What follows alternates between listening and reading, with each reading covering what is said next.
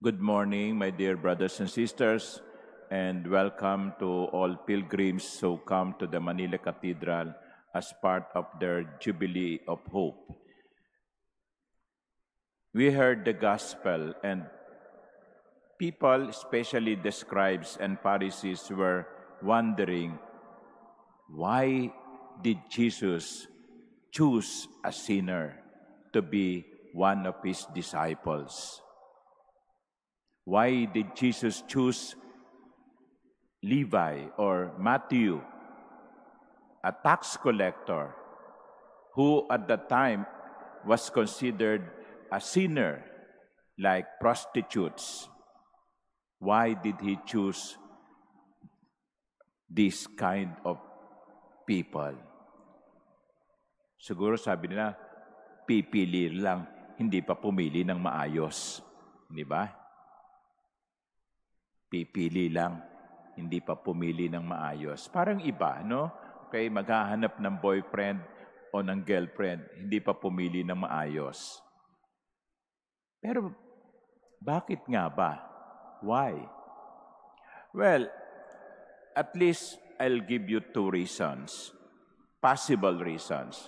There is no mention of why in the gospel. One is that Jesus does not only look at the appearance. Jesus does not look only on the external. We are attracted to beauty. Kaya nga pag nakakita tayo ng maganda, no, sinusundan pa natin ng tingin. O ng gwapo, sinusundan pa ng tingin. There is a natural attraction to beauty. But sometimes that's what we only see, the external. But Jesus sees beyond. He sees the soul. Of course, we are not capable of doing that. Our naked eyes are only capable of seeing the external. But we can sense, no, something different in another person. Gut feeling, they call it. Kaya nga, minsan magtataka ka sa mag-asawa, may itsura ang babae, may itsura din naman yung lalaki, kaya lang masama lang yung itsura. No? Okay. Pero magtataka ka, bakit siya ang pinili niya? Well, sasabihin siguro ng babae, may nakita ako sa kanya na siguro hindi nyo nakita. There is something beautiful in the person that the naked eyes could not see. That is Jesus' perhaps reason. But the second, I think, is as important as the one. The scribes and Pharisees see the past and present of Levi. The past is, he was a sinner. The present is, he is a sinner. But Jesus looked at the future of Levi. What is he capable of? What are his potentials? And Jesus saw the potential in Levi. He did not look at the past of Levi. Yes, he was a sinner. He is a sinner.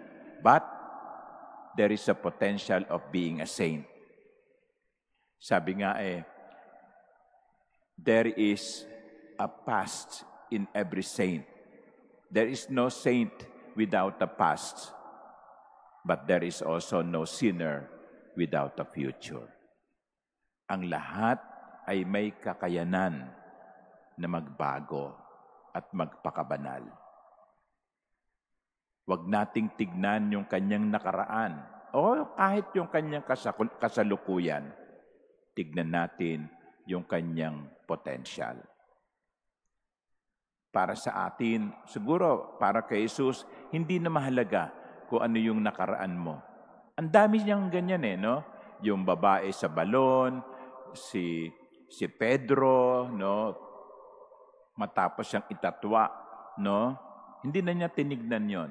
tinignan lang niya yung potential ni Peter na magmahal. Do you love me? Do you love me, Peter? Do you love me, Simon Peter? I don't look at your past anymore.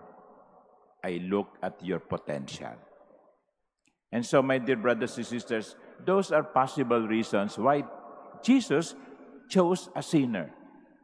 He could see beyond what the naked eyes could see. And he also sees the potential of being a saint. And look at now, Matthew is one of the saints of the church. Saint Matthew, like Saint Mark, Saint Luke, Saint John. Kaya ako at kayo, meron tayong potential. We have a potential to be holy. We cannot judge a person by his past, by his present. We hope that his future will be better than his past. Amen.